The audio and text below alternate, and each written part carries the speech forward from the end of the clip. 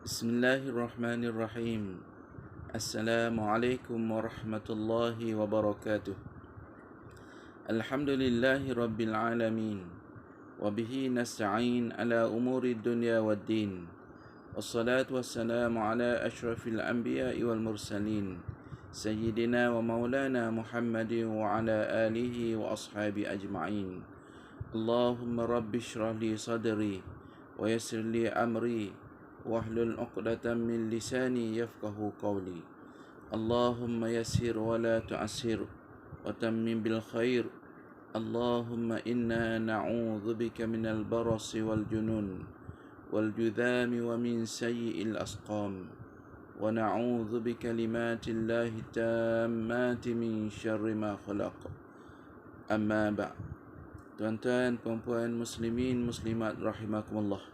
Alhamdulillah, pada pagi ini marilah sama-sama kita memanjatkan setinggi-tinggi rasa syukur kepada Allah Subhanahu wa taala kerana dengan izinnya, kerana dengan hidayah dan taufiknya, maka sama-sama dapat kita meneruskan pengajian kita walaupun melalui rakaman video ataupun secara online. Maka kita dapat teruskan pengajian ini.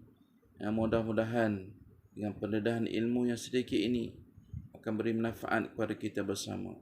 Tuan-tuan dan puan-puan yang rahmati Allah Subhanahu wa taala. Alhamdulillah juga kepada Allah kerana masih lagi menghindarkan kita semua daripada terkena wabak virus COVID-19 yang rata-rata hari ini menjadi kebimbangan kepada kita semua, menjadi keresahan kehidupan kita. Dan kerajaan telah mengambil langkah sewajarnya dengan mengadakan PKP. Maka sepatutnya lah kita sebagai rakyat adalah sama-sama membantu kerajaan dengan mematuhi segala arahan dan peraturan yang telah ditetapkan oleh kerajaan, SOP berkenaan dengan COVID-19 ini. Baik tuan-tuan dan puan-puan yang rahmati Allah Subhanahu wa taala, insya-Allah pada sesi ini kita akan teruskan lagi pengajian kita dalam kitab Kepimpinan dan Kesempurnaan Sembahyang yang disusun oleh Tuan Haji Husin bin Haji Paris berkenaan dengan sembahyang sunat musafir. Dalam sesi yang telah lalu kita telah bincangkan berkenaan dengan sembahyang sunat tasbih. Dan pada pagi ini kita akan teruskan lagi fasal yang ke-100, iaitu sembahyang sunat musafir. Tuan-tuan dan puan-puan yang mati Allah Subhanahu wa taala, mungkin ada di kalangan kita yang pernah melaksanakan ibadah sembahyang sunat musafir ini, dan ada juga yang barangkali tidak pernah menunaikan ketika mana kita hendak keluar dari rumah kita ataupun hendak kita pergi musafir. Baik tuan-tuan rahmati Allah Subhanahu wa taala, segala suruhan, segala perintah yang disuruh oleh Nabi sallallahu alaihi wasallam itu kepada umatnya merupakan semuanya membawa kepada kebaikan, dan tidak ada satu pun arahan daripada Nabi tadi boleh merosakkan, boleh mendatangkan keburukan kepada kita. Bahkan apa yang disarankan, yang disebutkan sebagai sunnah, dan sekiranya kita melakukan sunnah itu hukumnya sunat, maka sudah tentu akan bawa kebaikan kepada kita. Contohnya ketika mana kita hendak berpergian, musafir, keluar daripada rumah kita, sama ada musafir itu urusan dunia ataupun urusan agama, maka dah disunatkan kepada kita melaksanakan sembahyang sunat yang dinamakan sembahyang sunat musafir.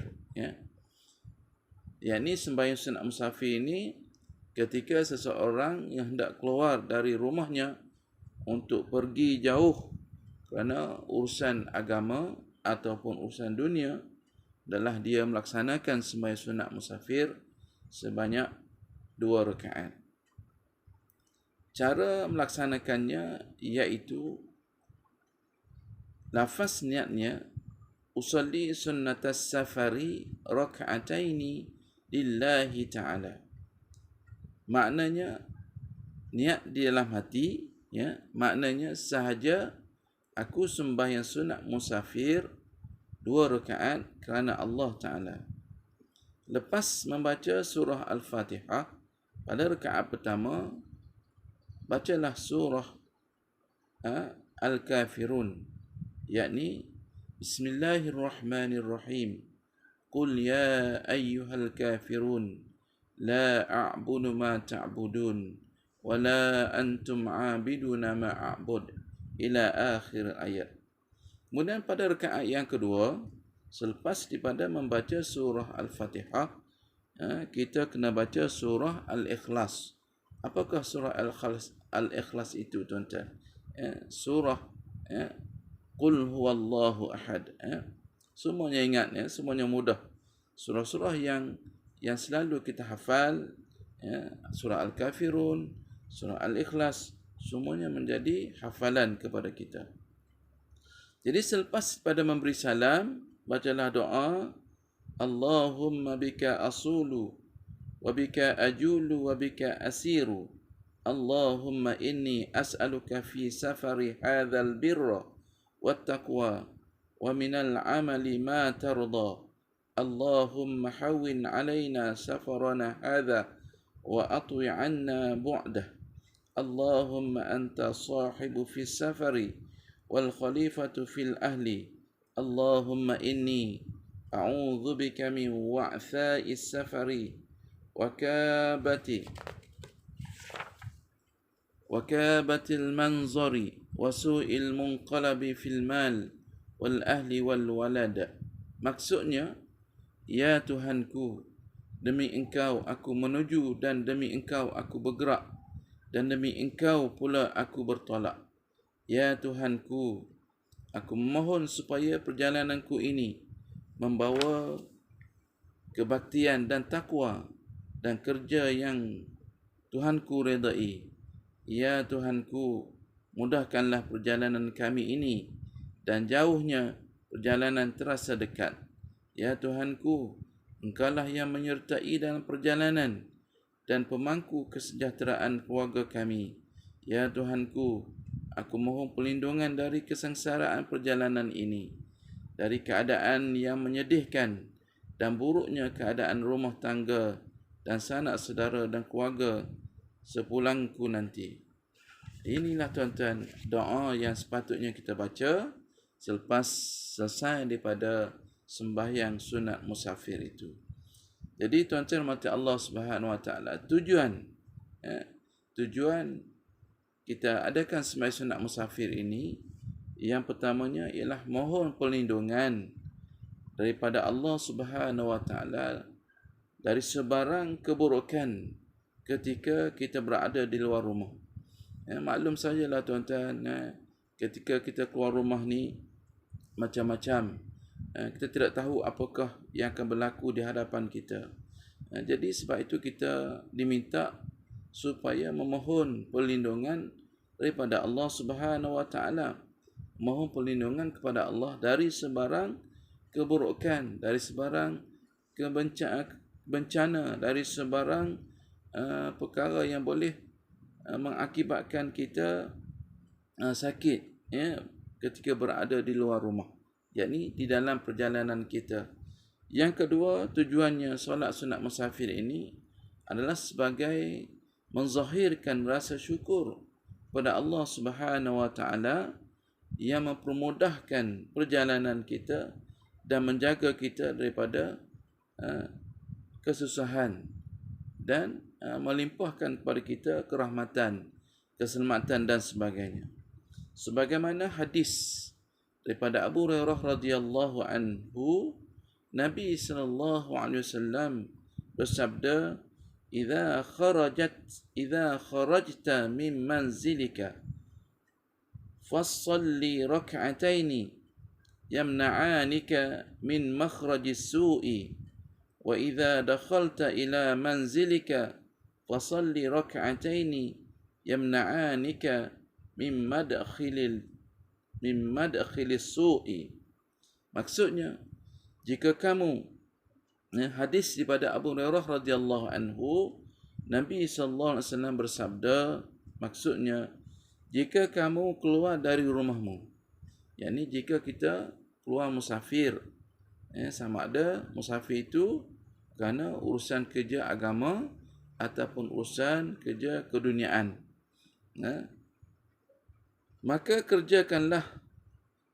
lakukanlah solat sunat 2 rakaat.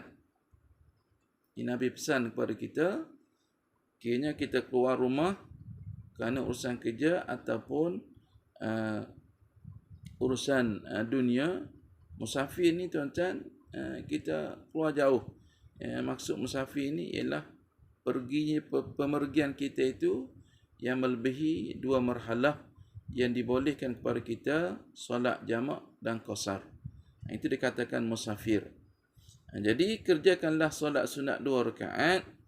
Dengan ini akan menghalangimu dari keburukan yang berada di luar rumah.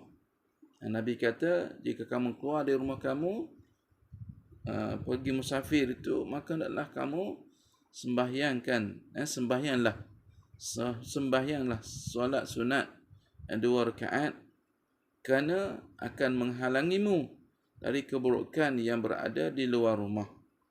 Dan apabila kamu kembali semula ke rumah kamu balik semula daripada musafir, fasalli raka'ataini, maka hendaklah kamu sembahyang sunat 2 rakaat sebagaimana menghalangimu dari keburukan yang masuk ke dalam rumah kamu. Jadi kita sembahyang, kemudian kita doa kepada Allah Subhanahu Wa Taala agar segala keburukan yang berlaku di luar tadi tidak dibawa masuk ke dalam rumah kita. Dan inilah satu kelebihan yang Rasulullah sallallahu alaihi wasallam berikan kepada orang-orang yang mematuhi perintah Allah Subhanahu Wa Taala, wa'ima, dalam keadaan kita dalam keadaan kita bermusafir, keluar rumah kita dan balik semula ke rumah kita, maka perlu kita laksanakan sembahyang sunat 2 rakaat ini. Baik tuan-tuan dan puan-puan yang dirahmati Allah Subhanahu Wa Taala, mudahkan untuk terlaksanakan sembahyang sunat ini. Ianya perkara mudah tuan-tuan, yang menjadi payahnya sebab kita tidak amalkan. Kalau kita jadikan amalan dalam kehidupan kita, ianya mudah sangat dan banyak kelebihan, besar kelebihan dalam kita melaksanakan ibadah solat sunat ini. Baik tuan-tuan yang dirahmati Allah Subhanahu Wa Taala, insya-Allah kita sambung lagi sembahyang sunat yang seterusnya, iaitu sembahyang sunat mutlak. Sembahyang sunat mutlak, iaitu sembahyang yang dilaksanakan pada bila-bila masa sahaja, kecuali waktu yang diharamkan sembahyang. Bila masanya, bila-bila masa sahaja boleh kita laksanakan sembahyang sunat mutlak ini, kecuali yakni masa yang tidak dibenarkan kepada kita, iaitu waktu yang diharamkan sembahyang. Bila waktu diharamkan itu? Yang pertama ialah ketika matahari terbit, yang kedua ketika waktu asar, ketika selepas daripada waktu asar. Selepas daripada waktu asar, tidak dibenarkan kepada kita untuk melaksanakan sembahyang sunat mutlak ini. Sembahyang sunat mutlak ini seseolah memberi peluang kepada seseorang supaya masa lapangnya tidak terbuang dengan sia-sia. Jadi Rasulullah sallallahu alaihi wasallam memberi peluang kepada umatnya supaya senantiasa melakukan ibadah, senantiasa dalam keadaan mengingati Allah Subhanahu Wa Taala. Masa yang terluang kepada kita, maka kita isikan dengan perkara-perkara yang boleh mendatangkan kebaikan kepada diri kita, ya. Perkara yang boleh memberi manfaat kepada kita, seperti mana manfaat kepada diri kita iaitu di akhir akhirat nanti ialah sebagai penambahan pahala kepada kita, iaitu sembahyang sunat mutlak. Ketika mana? Ketika masa terluang, ketika masa terluang dan tidak terbuang begitu sahaja dengan sia-sia. Jadi apa yang berlaku kepada kita hari ini, tuan-tuan? Banyak masa terluang, masa terbuang begitu sahaja tanpa diisikan dengan perkara yang boleh memberi manfaat. Banyak benda-benda yang boleh memberi manfaat ni, zikir sebagai contohnya, kemudian membaca Quran, kemudian sembahyang sunat mutlak, banyak lagi lah perkara yang boleh mendatangkan manfaat kepada kita daripada terbuang begitu saja. Kadang-kala kita lihat kesian kepada orang-orang yang dah berumur, contohnya banyak masa terbuang di atas wakaf dan sebagainya, dengan mengisi masa dia bermain dam teruk. Lebih dahsyat lagi, dalam permainan mereka itu, mereka meletakkan taruhan wang dan sebagainya yang dinamakan perjudian. Inilah yang perkara yang sia-sia yang dilakukan oleh mereka ini. Sepatutnya mereka isikan masa ini dengan mendekatkan diri kepada Allah Subhanahu Wa Taala.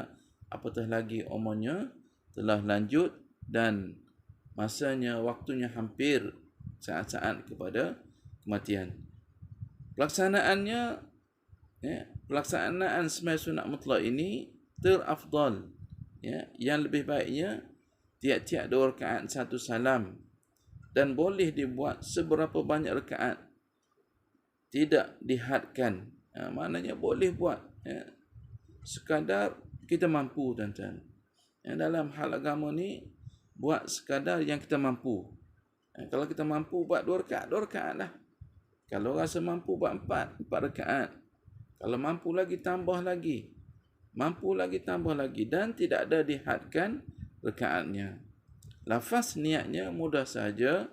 Usalli sunnatar raka'ataini lillahi ta'ala. Sahaja niat dalam hati, sahaja aku sembahyang sunat 2 rakaat kerana Allah Ta'ala. Setelah membaca Fatihah, pada rakaat pertama, pilihlah apa surah-surah yang kita ingat. Pilih sendiri. Tidak diletakkan apakah surah pilihan kepada kita. Pilihlah nak baca surah panjang ke, nak baca surah pendek ke, terpulanglah kepada kita, tuan-tuan. Jadi ini satu keringanan yang telah diberikan kepada kita oleh Rasulullah sallallahu alaihi wasallam, supaya kita ni sentiasa berada dalam keadaan mengingati Allah Subhanahu Wa Taala. Boleh, tuan-tuan, benda mudah sahaja, perkara senang kepada kita, maka sewajarnya lah kita mengambil peluang ini untuk melaksanakan apa yang disarankan oleh Rasulullah sallallahu alaihi wasallam dalam kehidupan kita, agar kehidupan kita ini terarah, agar kehidupan kita ini sentiasa dalam lingkungan, dalam pengawasan, dalam pemerhatian Allah Subhanahu Wa Taala, dengan memperbanyakkan perkara-perkara yang boleh mendatangkan kebaikan pada diri kita, boleh menambahkan pahala kita, dan pahala inilah yang akan dibawa di hadapan Allah Subhanahu Wa Taala di hari akhirat nanti. Dan pahala sembahyang sunat ini juga dikira sebagai pembantu, sebagai penyelamat kepada kita di saat-saat kita menghadapi pertanyaan oleh Allah Subhanahu Wa Taala di hari akhirat nanti, di mana hari yang tidak ada bantuan, tidak ada manfaat daripada harta maupun anak pinak yang ramai, kecuali orang yang hatinya sejahtera. Dia kembali kepada Allah dalam keadaan hatinya sejahtera. Yauma la yanfa'u malun wala banun illa man atallaha biqalbin salim. Di mana hari yang tidak beri manfaat oleh harta yang banyak, anak pinak yang ramai, kecuali orang yang kembali kepada Allah dengan hati yang sejahtera, hati yang sentiasa mengingati Allah Subhanahu Wa Taala. Baik, tuan-tuan mati Allah Subhanahu Wa Taala, sebagai kesimpulannya, dalam tazkirah kuliah pendek ini menggantikan kuliah secara bersemuka dalam tempoh PKP ini. Kita disarankan, guru-guru takmir disarankan laksanakan kuliah secara online ataupun secara rakaman, secara video live kepada para jemaah semua. Yang pertamanya, kesimpulannya iaitu, marilah tuan-tuan kita amalkan sunnah Rasulullah sallallahu alaihi wasallam dengan sentiasa melaksanakan amalan-amalan sunat. Yang pertamanya iaitu sembahyang sunat musafir, ketika mana kita hendak musafir yang melebihi daripada 2 marhalah. Kerana tujuannya, faedahnya amat baik kepada kita. Mohon doa kepada Allah Subhanahu Wa Taala agar pembergian kita itu dalam keadaan selamat dan dalam keadaan terpelihara, dan kemudian kembalinya kita tadi dalam keadaan selamat, dalam keadaan terpelihara daripada gangguan di luar rumah kita.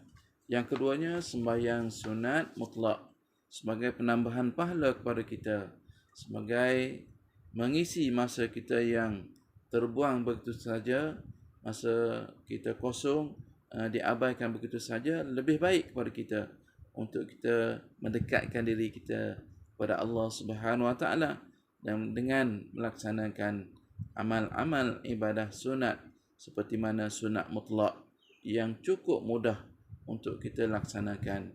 Semoga pendedahan ilmu sedikit ini memberi manfaat kepada diri saya dan juga tuan-tuan sekalian.